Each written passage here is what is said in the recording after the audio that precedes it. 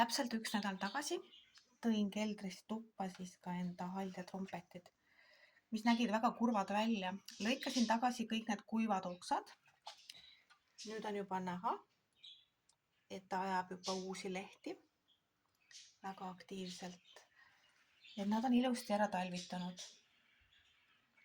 Et siin on kohe täitsa näha, kuidas varre seest lehed ennast kohe välja pressivad.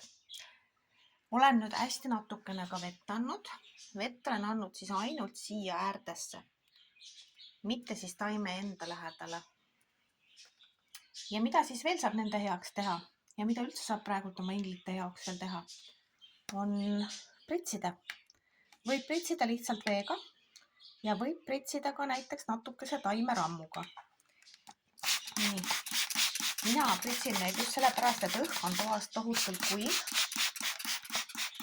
Aga ma tahan, et need taimed ja varred ja kõik just üles ärkaksid. Nii et see taimede pritsimine hetkel on nagu ülimõnus. Lisaks sellele, kui juba nendel lehed peal on, siis ma kindlasti soovitan samamoodi edasi pritsida. Pritsimine nimelt aitab ennetada kahjurite tekkimist, mis võib muidu tulla, kui on toad soojad. Võivad tekkida igasugused kedriklestad. Praegult on küll taimed on väga ilusad.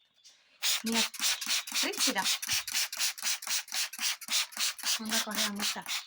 Mida ma ise eelistan, on sellised pritsipudeleid, kus see osa on pikem siin. Ma siit näpuga näitan, sellepärast, et tema pihustus on oluliselt laiem ja suurem kui paljudel väiksematel kaubanduses müüdavatel pritsidel. Nii et ilusat kevade ootust!